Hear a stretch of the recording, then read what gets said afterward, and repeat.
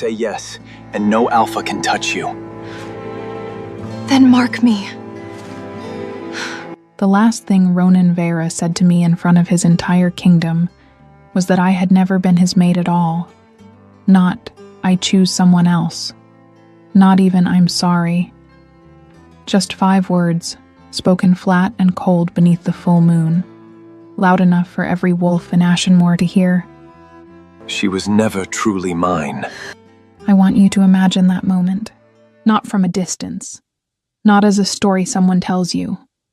Imagine standing on a stone dais in a white ceremonial dress, moonlight pouring down like judgment, hundreds of eyes on your face, and the man you have loved since you were 16 years old looking straight through you as if you were furniture he was finally allowed to discard. Ask yourself honestly what you would have done in my place. Would you have screamed? Would you have wept? Or would you have done what I did? Stood perfectly still, because some wounds are too large for the body to process all at once. My name is Marin Hallow.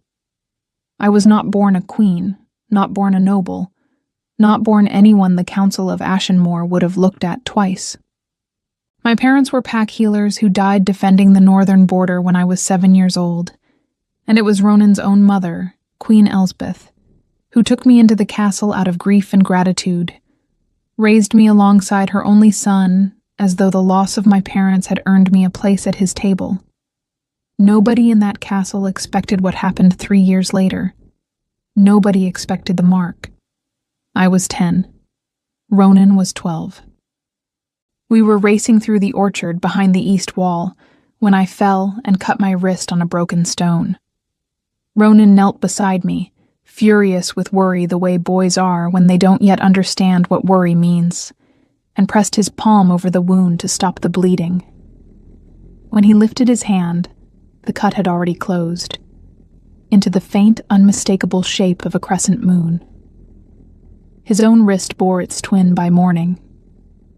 The elders called it a fated echo, the earliest sign of a true mate bond, rare enough that most wolves live and die without ever seeing one. Queen Elsbeth wept when she saw it. She told me privately that the moon does not make mistakes, and that one day when Ronan took the throne, he would stand before his people and confirm what our skin had already promised. For 8 years, I believed her. I believed it through every quiet night. He found his way to the library, where I studied herbs and healing. Every low voice in the dark corridor, promising when I'm king, everyone will know what you are to me. I believed it through his coronation, through the slow tightening of council politics around him, through the whispered warnings from older wolves that a king's mark means nothing if his allies don't approve of the woman wearing it. I believed it right up until the moment I stood on that dais at the moon ceremony, the sacred ritual where an alpha king publicly names his true mate before the full moon, sealing the bond in the eyes of every pack that matters. And Ronan looked at the crescent scar on my wrist as if it were a stain he regretted, and denied me in front of the entire kingdom of Ashenmoor. Behind him stood Lady Seraphine Vane of Icefang, pale and silent in silver, her father, Lord Corvin Vane, watching the scene with the satisfaction of a man who has just won a war without lifting a blade. I understood, in that instant, exactly what had happened. Ashenmoor needed peace with Icefang. Icefang wanted land, wanted leverage, wanted a crown married into their bloodline. And I, healer's daughter, no house, no army, no political weight, had simply become inconvenient. The mark on my wrist did not stop being real because he said so. But the council did not care about what was real. They cared about what was useful. I don't remember walking off that dais. I remember the cold air on my face, the whispers chasing me like a tide. Unclaimed, unclaimed, she's unclaimed now. And I remember for the first time understanding why that word was spoken with such dread. Under the old law, a rejection at the moon ceremony does not simply end quietly. A woman denied before the full moon is left without protection, without a claim, without a king's name to shield her, and before the next dawn, under ancient right, any alpha may step forward and place a binding protective claim upon her. I did not know, as I fled through the corridors of the only home I had ever known, that someone had already decided he would be that alpha.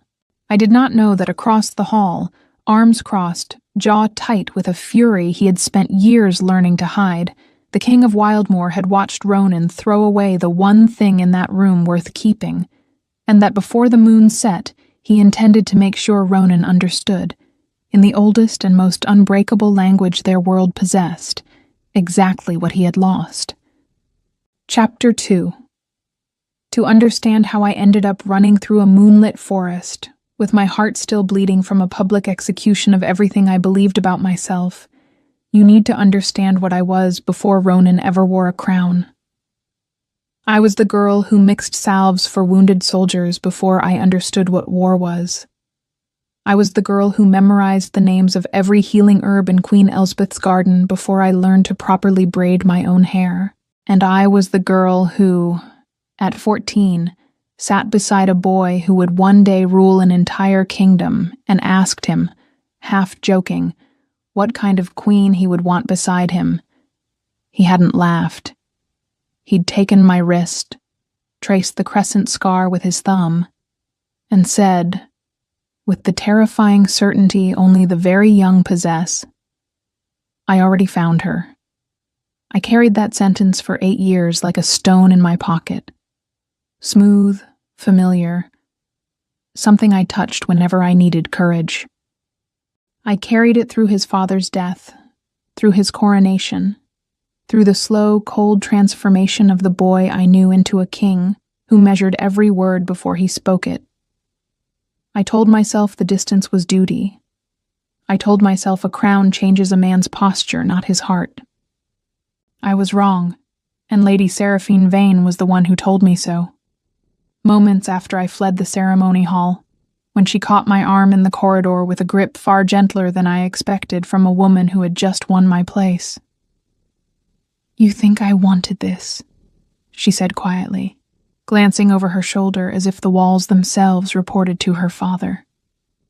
My father has spent 3 years engineering a threat on our northern border specifically, so Ashenmoor would need Icefang's army badly enough to accept this marriage. I am not your enemy, Marin. I am simply another woman my father decided to spend. I didn't know then whether to believe her. I only knew I couldn't stay in that castle one more hour, breathing air that had watched me be discarded. So I ran, past the guards too stunned by the scene inside to stop me, past the garden where a boy once pressed his palm to my wound, out through the old servants' gate and into the tree line that marked the border between Ashenmoor and the neutral forest beyond. I didn't get far before I heard him.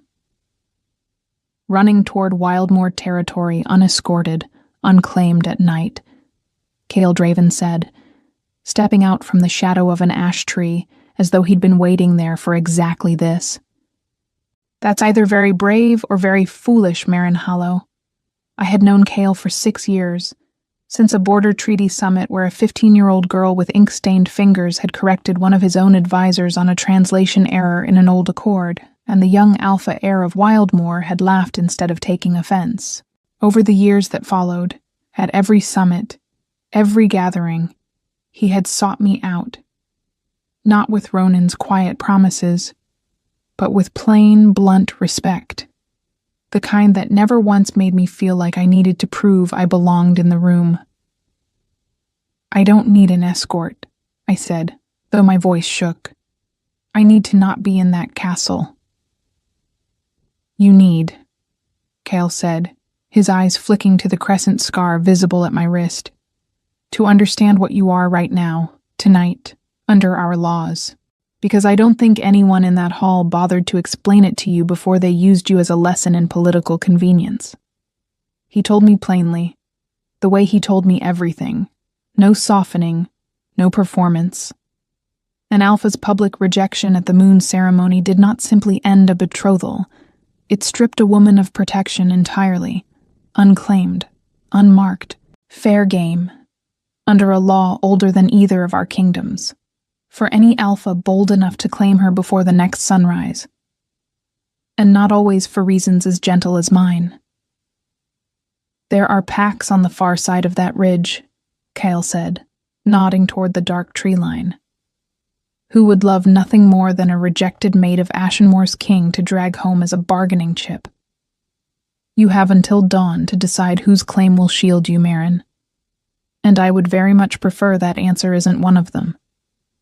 I stared at him, at the moonlight cutting sharp lines across a face that had never once looked at me like a political inconvenience. And somewhere in the distance, far too close for comfort, a long, deliberate howl rose over the ridge. Not Ashenmoor. Not Wildmoor. Something hungrier. Kale's whole body went still, the easy calm dropping from him like a discarded coat. Nightfang scouts, he said quietly. They've been watching Ashenmoor's ceremony from the border for a week, waiting to see if the king would be foolish enough to leave someone unclaimed. His eyes met mine, and for the first time that night, I heard something other than steadiness in his voice. We're out of time to be careful, Marin. Dawn is coming, and so are they. Chapter 3. There is a particular kind of fear that doesn't scream. It goes very quiet instead, settling into your chest like cold water. And it was that fear I felt standing in the dark with Kale Draven as a second howl answered the first. Closer now, deliberate, circling. How many? I asked. Enough that I'd rather not find out by counting them in a fight, Kyle said. He didn't reach for me the way I expected, didn't grab my arm, didn't pull me toward Wildmoor's border like property he intended to secure. He simply held out his hand, palm up, an offer rather than a command. I can get you to the boundary stone. It's neutral ground, older than any of our treaties. Nothing can touch you there without breaking laws even the Nightfang respect. We ran. I won't pretend it was elegant. Branches tore at my ceremonial dress, my bare feet found every root in that forest, and twice Kale's arm caught me before I fell, steady and impersonal, a man doing his job rather than claiming a prize. That distinction mattered to me more than I can explain. By the time we reached the old boundary stone, a weathered pillar half swallowed by moss at the meeting point of 3 territories, I could hear voices behind us in the trees, low, laughing, unmistakably hunting. They won't cross onto the stone, Kale said, breathing hard, positioning himself between me and the tree line. But they'll wait. All night if they have to. And the moment you step off this ground unclaimed, the law says you're theirs to take. Then I stay here forever, I said, and I meant it as a joke. Except my voice cracked halfway through, and Kale's expression didn't soften the way I expected. It sharpened, focused, like a man arriving at a decision he'd been circling for years. There's another option, he said. You already know part of the law, but not all of it, and I won't let you decide this half-blind. He held my gaze, steady, unflinching. A royal protective claim isn't a mate bond, Marin. It doesn't touch what the moon already wrote on your wrist all those years ago. Nothing in this world can rewrite that but the 2 people who carry it. A claim is simpler and older than that. If a king marks you here, tonight, at the boundary, with your full consent, the claim becomes absolute against every third party. No council can overturn it. No pack, however hungry, can challenge it. No king, however much he regrets his choice by morning, can walk in and take you from it by force. There is exactly one exception, written into sanctuary law before either of our kingdoms had a name. The alpha who gives the claim can release it, publicly, of his own will, before the elders. No one else can. Not counsel. Not blood. Not force. He exhaled. I am not asking you to love me, Marin, and I am not asking to be your mate. I watched Ronan Vera spend 8 years teaching you to expect a crown and then hand you nothing but humiliation in front of his entire kingdom. I am asking to give you something he refused to, the right to not be anyone's to discard again.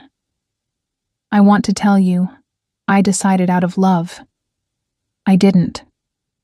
I decided standing on a moss-covered stone with hunters circling in the dark, my wrist still aching with a mark that had just been declared meaningless by the one mouth in the world I'd trusted to protect it, and I understood, with sudden and total clarity, that I was done waiting for someone else to determine my worth. If I must be claimed, I said quietly, then I choose who kneels for it. Kyle didn't smile in triumph. He looked, if anything, solemn, a man accepting a responsibility rather than collecting a victory. He drew me gently against him, gave me one last chance to step back that I didn't take, and then his teeth found the curve of my neck, sharp and sure and final. The pain was bright and brief. What followed was not. Beyond the tree line, the voices that had been circling us for an hour went suddenly silent. I heard retreating footsteps, low snarls of frustration swallowed by the dark. The Nightfang scouts, scenting a royal claim now sealed on sacred boundary ground, unwilling to challenge a mark that neither their numbers nor their nerve could contest before dawn. Kale exhaled against my hair, some of the tension finally leaving his shoulders. Whatever else that night had cost me, I was, at least, no longer prey. A claim, once sealed, does not stay quiet, and a fated mark, even a rejected one, stays attuned enough to its true mate's fate to feel it when someone else steps into the role a king refused to fill.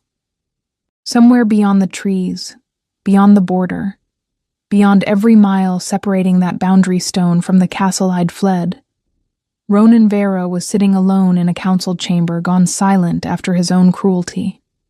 A goblet of untouched wine in front of him, when the old crescent scar on his wrist began to burn like a brand. He would tell me later that he didn't understand it at first, that he thought he was imagining the sudden, searing wrongness spreading up his arm. It wasn't our bond breaking. Nothing that happened at that boundary stone could touch what the moon had written between us all those years ago, and no claim on earth can rewrite a fated mark but the two people who carry it. What he felt was simpler than that, and crueler. It was the unmistakable knowledge that the protection he had refused to give me, in front of his own kingdom, now belonged to another king entirely, sealed by a right he no longer had any power to contest. He would tell me he stood so fast his chair cracked against the stone floor that his own guards backed away from the sound that came out of him, low and animal, and utterly unfamiliar even to himself. For the first time in his life, the King of Ashenmoor felt what it meant to lose something he had never once let himself call his. Not the bond itself, which the moon still held between us whether he deserved it or not, but every right to protect it, defend it, or claim it as his own. He felt it exactly as it was happening, in real time, with no way to stop it, and no one left to blame but the man in the mirror. Chapter 4. They told me afterward that Ronan didn't speak for 3 days. I wasn't there to see it. I was in Wildmoor by then, in a modest stone room Kyle had given me without a single condition attached. The mark on my neck still tender, still strange beneath my fingers whenever I touched it in the dark and remembered why it was there. But Seraphine sent word through a servant loyal to no one but the truth, and what she described sounded less like grief and more like a man watching his own foundations crack. Ronan had summoned every advisor who'd pushed the Icefang marriage and demanded, for the first time in his reign, to see the actual evidence of the threat they claimed justified it. What he found was a border skirmish exaggerated into a war that never existed.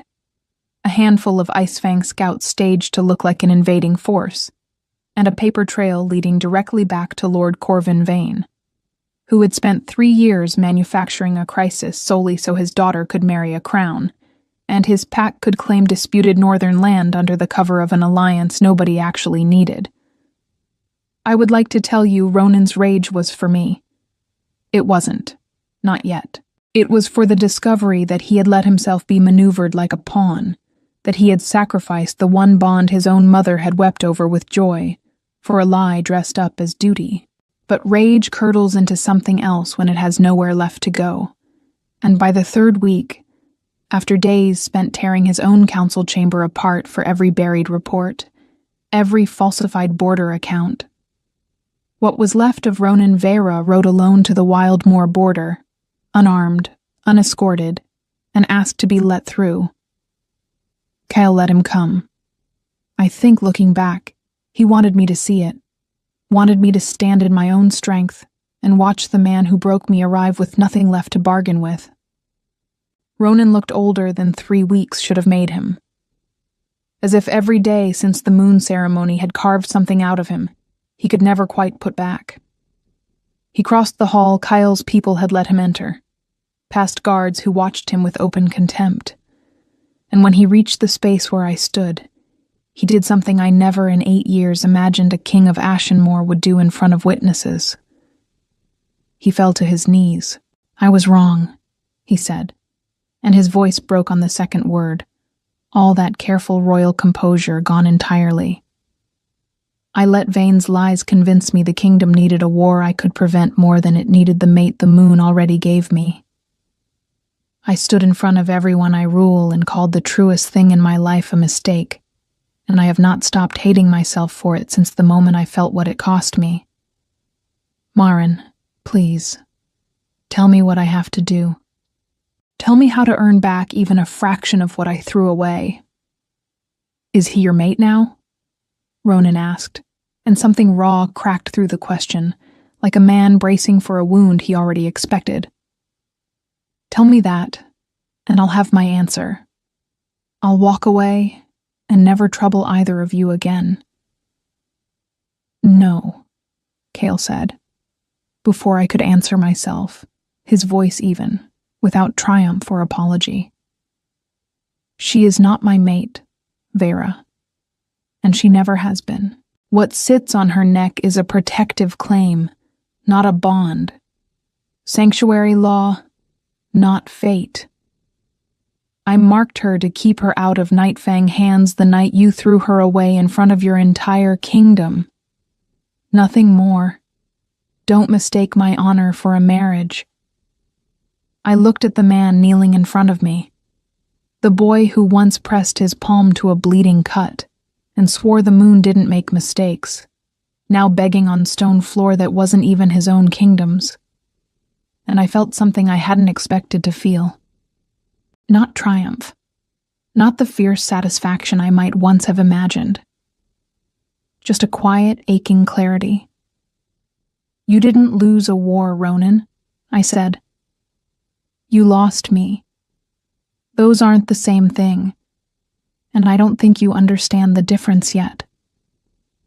I lifted my hand, let him see the mark on my neck fully, watched him flinch as if I'd struck him. This isn't undone by kneeling. It isn't undone by regret, however real it is. I am not a treaty you can renegotiate because the terms became inconvenient for you a second time. It would not be the last time he came to the edge of my new life, but it would be months, through public penance, through the slow, unglamorous work of undoing his own kingdom's lies, before he came again expecting anything from me at all. Beside me, Cale's voice was low, edged with a warning that needed no volume to carry weight. The claim is absolute, Vera, even if she wanted to release it, and she has given no sign that she does. It isn't a door you can simply knock on until someone opens it. Ronan's jaw tightened, old pride flaring even through his grief, and for a moment, I thought the two kings might do something foolish enough to end in bloodshed on neutral ground. But before either could speak again, The mark at my wrist, the old one, the childhood one, the one that had started this entire 8-year story, began to glow, faint and gold, entirely without my willing it, bright enough that every wolf in that hall fell silent and stared. I didn't understand it. Cale didn't either, judging by the sudden stillness in his posture. Only one person in that room made a sound at all. An old hooded woman near the back, Mother Isolde, keeper of Wildmoor's ancient records, who stepped forward with an expression I had never seen on a healer's face before. Fear, and something close to reverence. That mark, she said quietly, was never simply a faded echo, child. I've seen its shape in texts older than either of these kingdoms. Tell me your family name again. Tell me it slowly. Hallow, I said, confused. Maren Hallow. Mother Isolde's hands were trembling. Not Hallow, she whispered. Hallow Moon. Chapter 5. The name landed in that hall like a struck bell, and I watched two kings who had just been ready to tear each other apart go utterly, completely still. Mother Isolde explained what neither Ronan nor Cale's advisors had ever taught them, because the records had been buried on purpose, generations ago, in the aftermath of a war so devastating both kingdoms preferred to forget the third power that once stood between them. Before Ashenmoor, before Icefang, before Wildmoor even carried that name, there had been House Hallowmoon, an ancient bloodline of moon-blessed wolves who ruled a sanctuary territory called the Vale, sworn by all surrounding pacts to remain neutral, sacred, untouchable, a place where no king's ambition was permitted to reach. The Hallowmoon line was believed extinguished in the last great war between the northern pacts, its heirs scattered, hunted or hidden by families desperate to keep even a single descendant alive.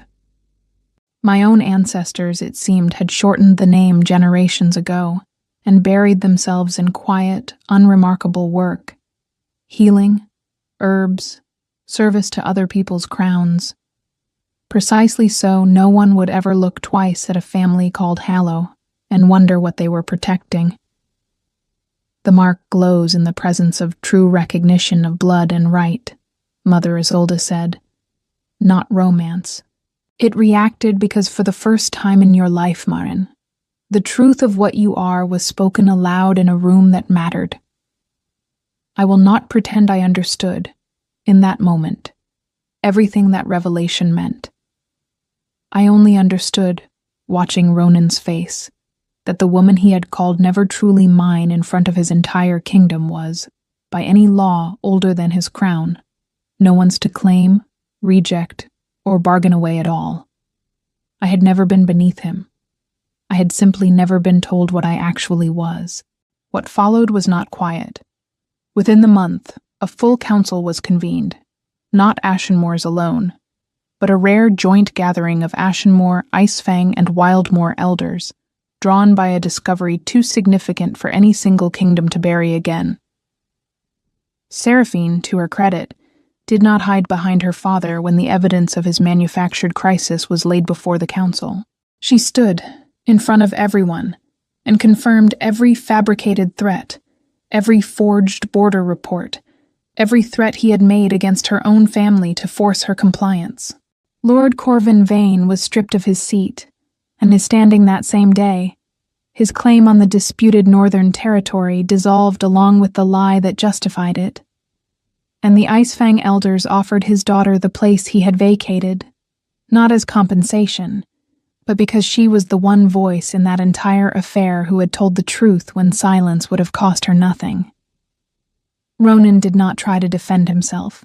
He stood before the joint council and admitted, without softening a single word, that he had publicly rejected a fated bond based on manipulated intelligence he should have questioned, that he had prioritized a false peace over the one truth that mattered, and that whatever judgment the elders determined was fair, he would accept without protest. In the end, they did not strip his crown, but they bound him under old law to a season of formal penance in service to the Vale's restoration, a public and undeniable acknowledgement that no king stands above the laws his ancestors swore to keep. The hardest reckoning, though, belonged to Cale. He found me alone the evening after the council's ruling, standing at the same boundary stone where he had marked me weeks earlier, on the night I had believed I had no safe choice left. And he didn't speak for a long moment, simply watching me the way he had at every summit for 6 years. Plainly, without performance. "I marked you to save your life," he said finally. "And I meant every word I said that night. But I've watched you since, Marin, and I don't see a woman looking at me the way I once hoped you might. I see a woman finding her feet under a name that was stolen from her family for 100 years. He exhaled, slow and steady, the way a man does when he's finally decided something difficult. A claim given for protection isn't the same as a bond given for love. I won't hold you to one out of pride when we both know the difference." He led me to the sacred altar at the Vale's old heart, where Mother Isolde and the Joint Council stood waiting, and in front of everyone who had witnessed his claim, Cale Draven formally released the mark he had given me, an act of renunciation older and rarer, Isolde said, than the marking itself, because it required a king to choose someone else's freedom over his own claim. The mark on my neck did not vanish, but its weight did. I was, for the first time since I stood on that dais and heard my own worth denied in front of a kingdom, entirely, irrevocably, my own. Chapter 6. By the first full moon of the next season, nearly 3 months after the night Cale's teeth had sealed a claim, meant only to keep me safe. I stood at that same boundary stone, and this time, nothing about the moment belonged to anyone else's decision but mine. The Vale had been formally restored under Joint Council law as sovereign Hallowmoon territory, neutral ground, ancient right, mine by blood in a way no marriage, no rejection, no political maneuvering could ever touch again. I was not a queen consort waiting to be confirmed by someone else's ceremony. I was the last known heir of a bloodline older than any crown in that region, and for the first time in my life, my name opened doors instead of closing them. Ronan came to the Vale's border on foot, alone, exactly as he had come to Wildmoor months before. Except this time there was no desperation in his posture, no last-ditch plea dressed up as an apology. He had spent that season doing precisely what I told him mattered, not kneeling for forgiveness, but proving, in small and unglamorous ways, that he understood what he'd nearly lost. He had personally overseen the dismantling of every lie Vane built. He had sent no letters begging for reconciliation, no gifts meant to soften me, nothing but quiet, consistent evidence that he respected whatever I chose, even if that choice was never him again. "I'm not here to ask you to come back to Ashenmoor," he said, standing at the very edge of the boundary stone, careful not to cross it uninvited. "I know that isn't mine to ask for anymore. I came to tell you that whatever you decide, about your kingdom, your future, about whether there's any place left in it for me, I will spend the rest of my life proving I finally understand the difference between wanting to possess someone and wanting to be worthy of standing beside them." I thought of the girl who once believed a boy's promise beneath an orchard tree was enough to build a life on. I thought of the woman who stood on a dais and was told, in front of an entire kingdom, that she had never mattered at all. And I looked, now, at a sovereign territory bearing my family's true name, at a king who had learned, through loss, through public reckoning, through the hardest and slowest kind of change, that love without respect is only ever possession wearing a gentler mask. "I am not the woman you rejected anymore, Ronan," I said. "I won't ever be her again. If there's a place for you here, it will not be beside a throne you rule, and I merely occupy. It will be beside a sovereign who chooses you, freely, with nothing left to lose by choosing otherwise." I watched something in him break open. Not the desperate collapse of a man losing his last leverage, but something quieter, more honest. The look of a person finally hearing terms he could actually meet with his whole self, instead of his crown. He crossed the boundary stone only when I extended my hand across it. An invitation rather than a claim. And when his fingers closed around mine, the old crescent mark between us didn't burn or ache the way it had at the moon ceremony's cruel ending. It simply settled, warm and steady, like something finally placed where it belonged. This was not forgiveness completed in a single night. It was not the erasure of what he had done. It was a beginning made under my terms, in my territory, with my name spoken first. We held our own ceremony that night, under the same full moon that had once watched me be discarded. Except this time, I was the one standing at the center of the circle, and it was Ronan who knelt at the sacred stone to be confirmed, publicly, unmistakably, as consort to a sovereign who owed her crown to no one's approval but her own bloodline's right. Seraphine stood among the witnesses, finally free of her father's schemes, no longer a piece in someone else's war, but Ice Fang's newest voice on its own council, already rebuilding her pack's standing on terms her father never once considered. Honesty, restraint, alliances that didn't require anyone's humiliation to succeed. Kale stood some distance from her, not as a rejected rival nursing old wounds, but as a king who had chosen honor over ownership, and walked away from that boundary stone with his dignity fully intact, respected across every pack in the Vale, not for who he had claimed, but for who he'd had the strength to let go. As for me, I no longer measure my worth by whether a king chooses to name me his. I learned that lesson on a moonlit dais, in the worst and most necessary way a person can learn it, and I have never once needed to relearn it since. If you had stood where I stood that night, rejected in front of everyone who once called you family, I hope you would have found the same thing I found in the silence that followed. Not revenge, not desperation.